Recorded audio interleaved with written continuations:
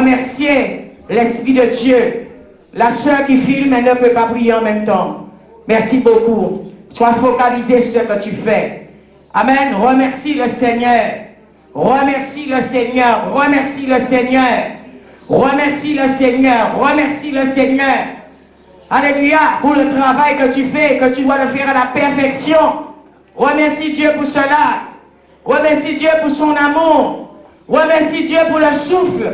Remercie Dieu pour la vie. Remercie Dieu pour sa bonté. Remercie Dieu pour la nourriture que tu as. Remercie Dieu, alléluia, pour le sang qui coule dans tes veines. Quand tu as envie ce matin. Remercie Dieu, mon frère, ma soeur. Alléluia, pour ses bienfaits dans ta vie aujourd'hui. Remercie Dieu, je voudrais que tu le remercies pour la grâce. Alléluia, la grâce. Il n'y a que Dieu qui nous donne la grâce, bien-aimé, pour sa miséricorde, pour sa bonté, sa faveur, pour ses bienfaits dans ta vie, dans ma vie, dans ton église, dans ton pays, dans ta famille, dans ton travail. Remercie le Seigneur pour cela ce matin, au nom puissant de Jésus-Christ. Église, bonjour. Soyez les bienvenus dans ce lieu aujourd'hui. Alléluia. Acclame Jésus-Christ. Acclame Jésus. Acclame-le ce matin. Acclame Jésus ce matin. Je voudrais encore que tu élèves la voix. Je voudrais que tu pousses des cris de victoire, que tu pousses des cris de joie vers le trône du Seigneur. Je voudrais que tu l'acclames. Je voudrais que tu l'élèves. Je voudrais que tu l'élèves encore dans ce lieu. Élève Jésus-Christ. Élève le roi des rois, le Seigneur des seigneurs, le Dieu tout-puissant, l'éternel des armées. Celui qui connaît toutes choses. Celui qui est le commencement et la fin. Celui qui est le lion de la tribu de Juda. Celui qui est, qui était et qui vient pour les siècles des siècles. Acclamez-le ce matin au nom puissant de Jésus. Amen. Là où tu es, prends place. Merci pour ta présence. Merci pour ta venue dans ce lieu aujourd'hui. Amen. L'Esprit de Dieu a un message pour toi. Toi qui es venu ici chargé, fatigué. Toi qui es venu opprimé. Toi qui es venu malade. Toi qui es venu avec une épreuve aujourd'hui. Toi qui es venu avec une situation. Le Seigneur a un message pour toi. La souffrance n'est pas toujours une punition. Amen. Je voudrais que tu puisses le savoir aujourd'hui. Quel que soit ce que l'on vit, nous prenons toujours cela pour des punitions. Nous disons toujours, c'est peut-être que nous avons fait quelque chose de mal et le Seigneur nous punit. Mais je voudrais te dire ce matin, la souffrance n'est pas toujours une punition. L'épreuve n'est pas toujours une punition. La situation dans laquelle tu es ce matin, ça ne veut pas dire que Dieu ne t'aime pas. Ça ne veut pas dire que Dieu n'a pas le regard sur ta situation. Ça ne veut pas dire que Dieu t'a rejeté. Cela ne veut pas dire que Dieu ne t'entend pas. Dieu t'entend et Dieu voit tout. Je voudrais te parler ce matin. Quelle que soit la situation dans l'époque que tu es aujourd'hui, quel que soit ce qui avance devant de toi, Dieu est au contrôle de ces choses. Des fois, Dieu permet ces choses.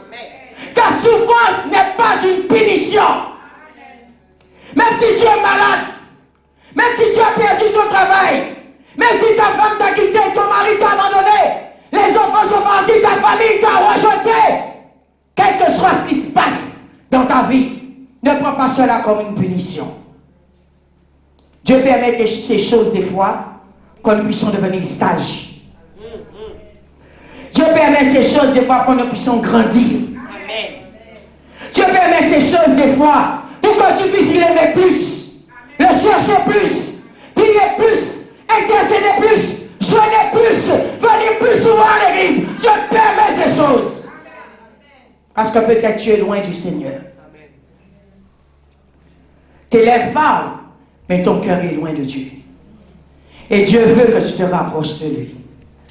Il peut créer une situation pour te ramener à lui. Bien aimé, si nous comprenons de telles choses, tu ne vas pas t'accabler. Tu ne vas pas perdre espoir. Tu ne vas pas baisser et courber ton épaule. Tu vas relever la tête. et marcher avec assurance. Alléluia, parce que Jésus-Christ est devant de toi.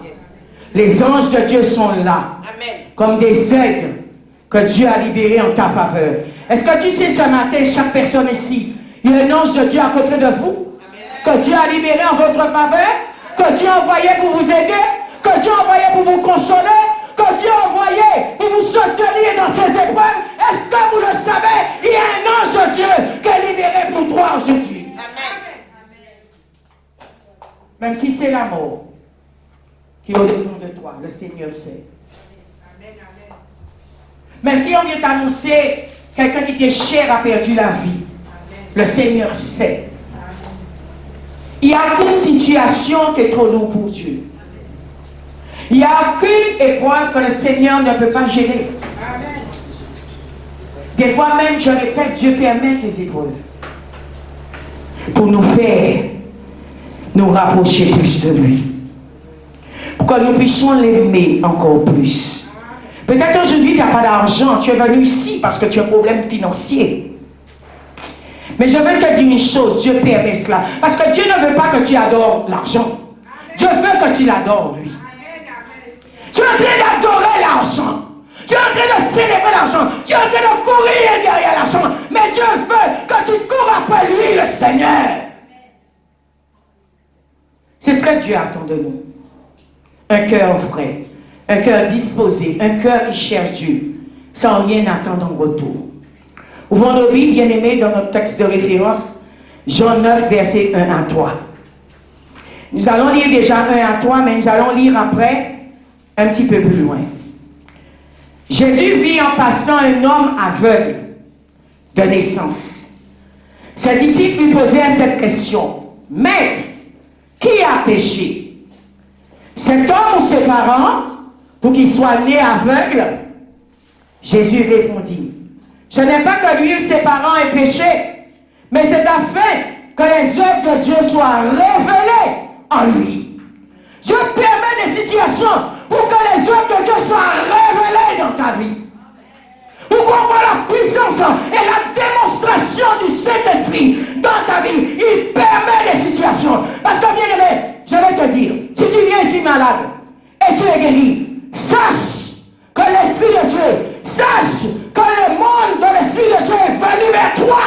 Sache, alléluia, Dieu est en train de démontrer sa puissance au travers de ta guérison.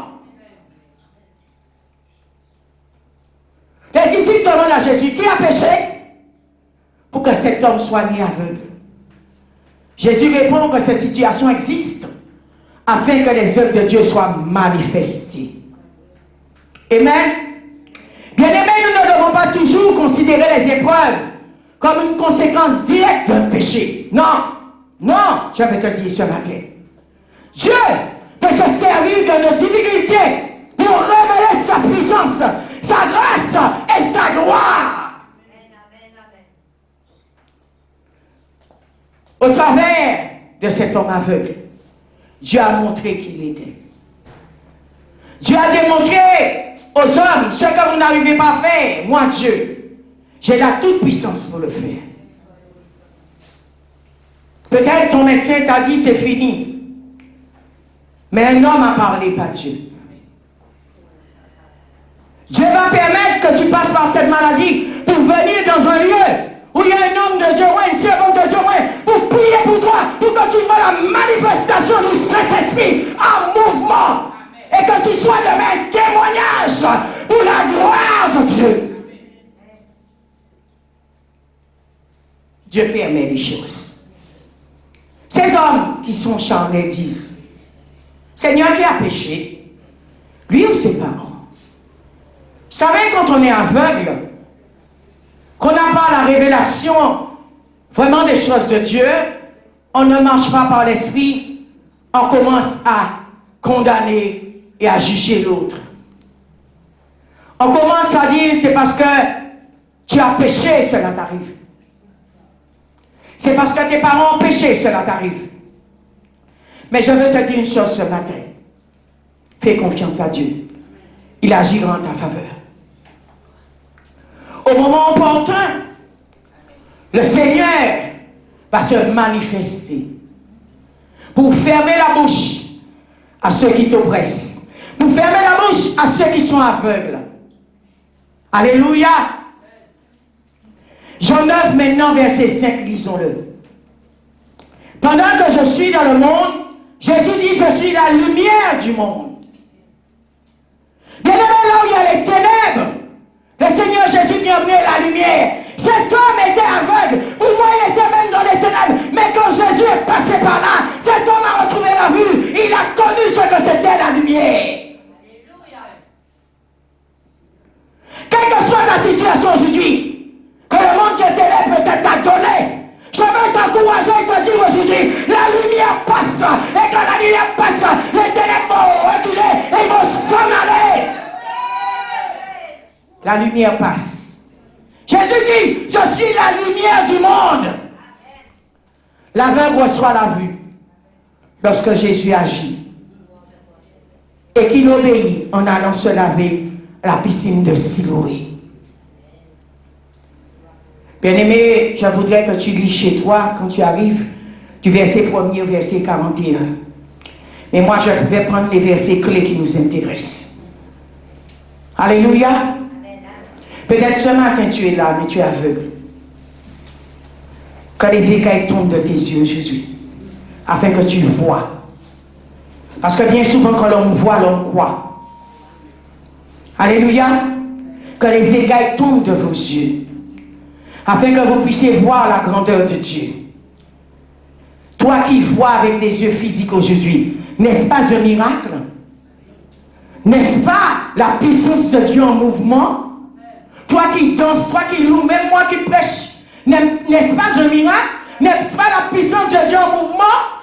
Bien-aimé, pourquoi tu es là, tu es accablé? Je veux te dire non, que les écailles tombent de tes yeux, afin que tu vois, parce que le Seigneur Jésus-Christ est en train de passer. Bien-aimé, que ceux et celles qui sont dans l'esprit, qui verront la gloire de Dieu.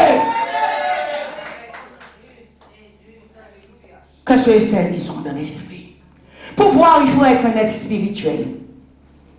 Je voudrais te le dire aujourd'hui. Les hommes charnels ne voient pas. Nous voyons les pharisiens dans la parole, le fait qu'ils étaient sous la loi, ils avaient toutes sortes de connaissances, mais ils ne voyaient rien. Peut-être ce matin tu es là, tu as tout l'intellect de la Bible. Alléluia, tu as toute la théologie.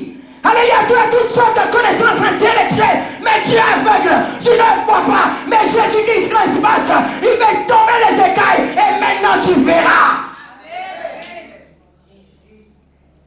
Il faut que tu rencontres le Christ pour voir. Si tu n'as pas rencontré le Christ, tu ne peux pas voir. Alléluia. Bien-aimés, nous voyons lorsque nous obéissons à la parole du Christ, il apporte la lumière dans nos vies. Il éclaire nos chemins et transforme notre situation. Nous allons maintenant lire Jean 9, verset 25. Jean 9, verset 25. Il répondit, « S'il est un pécheur, je n'en sais rien. Je sais une chose, c'est que j'étais aveugle et maintenant je vois. » Bien-aimé, tu dois savoir une chose aujourd'hui. Toi qui as rencontré Jésus-Christ comme ton Seigneur et Sauveur, tu es aveugle, mais maintenant tu vois. Et comme tu vois, tu deviendras un témoignage pour les autres. Celui qui voit témoigne. La grandeur et la bonté de Dieu dans sa vie. Mais celui qui est aveugle va dire, j'ai fait les choses de moi-même. J'ai réussi les choses de moi-même. Mais ce matin, je te dis, c'est par la grâce divine de Dieu que tu es là. Alors tu ne peux pas rester la bouche fermée et ne pas rendre gloire à Dieu. Parce que si tu vois, tu sais qu'il y a un être suprême, il y a un être supérieur qui s'appelle Yeshua, qui s'appelle Jésus-Christ de Nazareth, qui travaille en ta faveur. Ce que l'homme ne voit pas, toi tu vois. Alléluia, ce que l'homme ne sait pas, toi tu sais. Ce que l'homme ne comprend pas, toi tu comprends. Mais les paroles de la Bible, je voulais te dire aujourd'hui, il y a ceux qui ne comprennent pas, mais toi, dont les écailles sont tombées de tes cieux, tu vas avoir la révélation, tu vas avoir la connaissance, tu vas avoir, alléluia, toutes les sciences et buts de Dieu, parce que Dieu va te donner cette connaissance. parole, mais tout le monde ne voit pas. Beaucoup lisent la parole, mais tout le monde n'entend pas. Je vous dis la vérité. Ce sont seulement ceux et celles qui sont dans l'esprit et dans l'esprit de Dieu. Ce sont seulement ceux et celles qui ont une rencontre personnelle avec le Christ, avec le Saint-Esprit de Dieu. C'est pourquoi il y a beaucoup de personnes qui viennent dans nos églises et qui nous disent: mais comment tu fais pour avoir ces révélations? Comment tu fais pour prophétiser? Comment tu fais pour préparer un message? Mais je veux te dire aujourd'hui, si tu es dans l'esprit, ces choses te seront données. Ces choses te seront libérées. Je vais libérer les anges pour venir t'emmener ces choses. Où Dieu lui-même va se révéler à toi.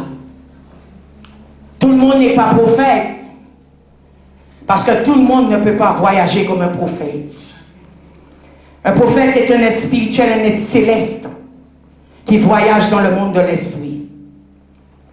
Tout le monde ne peut pas être pasteur parce que tout le monde ne peut pas avoir le cœur du berger. Il n'y a que Dieu qui donne au pasteur le cœur du berger. Mais cela t'est donné par révélation. Tout le monde ne peut pas être apôtre parce que tout le monde ne peut pas bâtir les choses de Dieu. Tout le monde ne peut pas être évangéliste parce que tout le monde ne peut pas l'arracher. Alléluia, les âmes dans les mains de Satan. Il faut que tu aies, alléluia, le don. Il faut que tu sois dirigé par le Saint-Esprit. Il faut que tu aies la révélation pour le faire.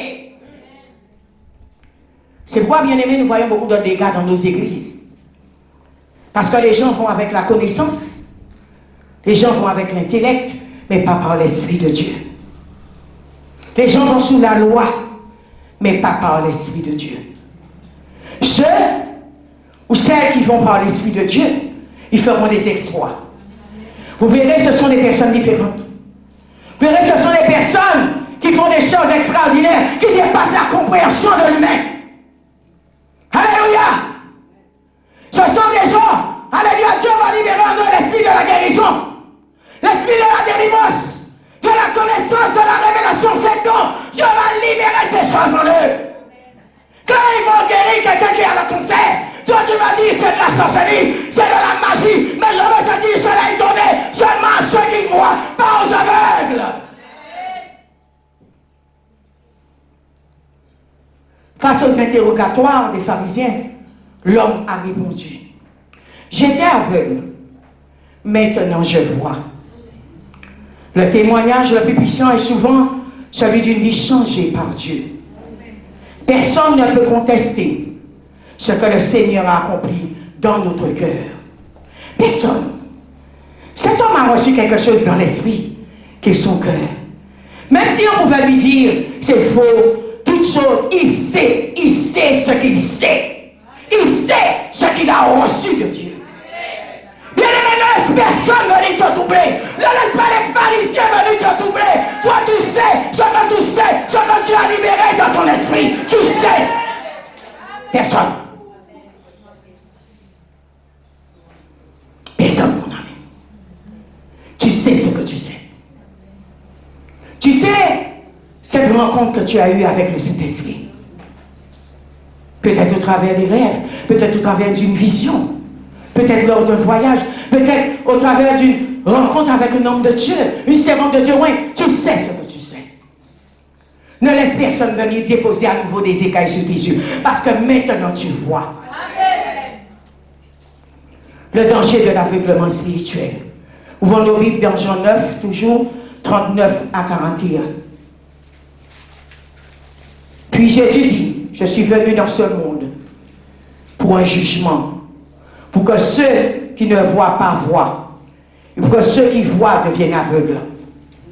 Quelques pharisiens qui étaient avec lui entendirent ces paroles et lui dirent: nous aussi, nous sommes aveugles. Alléluia! Jésus leur répondit: si vous étiez aveugles, vous n'auriez pas péché. Mais en réalité, vous dites: nous voyons. Ainsi donc, votre péché reste. Alors que l'aveugle guéri reconnaît Jésus, les pharisiens refusent de croire malgré les épreuves. Alléluia. Il voit physiquement, mais reste aveugle spirituellement. Il voit. Il y a des gens physiquement, vous voyez, mais vous êtes resté aveugle spirituellement. Il est possible d'avoir la connaissance religieuse et pourtant manquer la vérité de Dieu. Vous savez pourquoi les gens, beaucoup disent Dieu n'existe pas. Beaucoup disent, ah, je vais dans cette église, mais il n'y a rien là-bas, on ne fait rien pour moi parce que tu es aveugle. Parce que tu n'es pas venu chercher un homme. Tu n'es pas venu chercher la main de l'homme. Tu es venu chercher le Christ. Il y a ce que ceux qui voient qui le verront.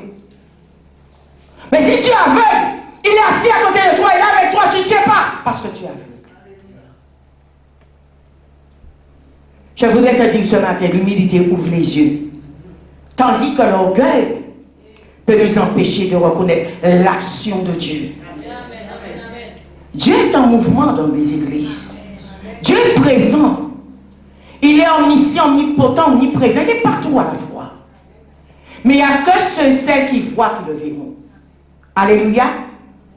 Je voudrais te dire, fais confiance à Dieu. Même lorsque tu ne comprends pas les épreuves. Laissez Jésus éclairer les domaines obscurs de votre vie. Laissez-le le faire. N'essayez pas, bien-aimés, de faire les choses de vous-même, mais laissez Jésus-Christ le faire. Je voudrais te dire, témoin de ce que Dieu a fait pour toi partout où tu vas. Même si on te ridiculise, même si on se moque de toi, mais toi, tu sais ce que tu sais. Amen. Alléluia. Dis à la personne qui est à côté de toi, tu sais ce que tu sais.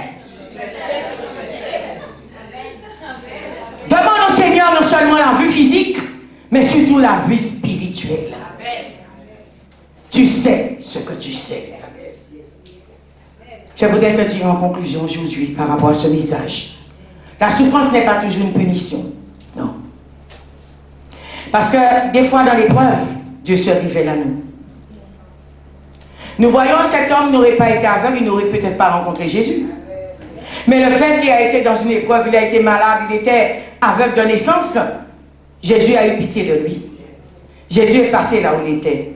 Ta situation, Dieu voit ta situation. Parce que Dieu voit tout. Dieu n'est pas aveugle, Dieu voit. Amen. Je voulais te dire, ta punition là, ta situation peut être une épreuve, une occasion de grandir, d'apprendre, de développer la patience et la foi. Il ne faut donc pas considérer chaque difficulté comme une sanction, mon ami. Arrête de te culpabiliser. Arrête de te faire souffrir. Et arrête de laisser les gens te culpabiliser. Amen. Tu sais ce que tu sais. Amen. Tu sais ce que tu as vu. Amen. Mais plutôt chercher à en comprendre le sens et en tirer des leçons positives. Quelqu'un vous fait du tort, priez pour la personne. Quelqu'un vous persécute, priez pour la personne. Quelqu'un vous ridiculise, vous rejette, priez pour la personne. Parce que Dieu permet cela. Parce que Dieu a quelque chose à vous dire. Dieu a quelque chose à vous montrer que vous ne connaissez pas. Peut-être Dieu veut vous donner le discernement des esprits. Dieu peut vous montrer ces démons à ça. Parce que peut-être vous ne les connaissez pas. Dieu permet cela pour que tu puisses comprendre quel genre d'esprit mauvais qu'il est là. Pour que demain, quand tu te retrouves dans la même situation, tu sauras quoi faire.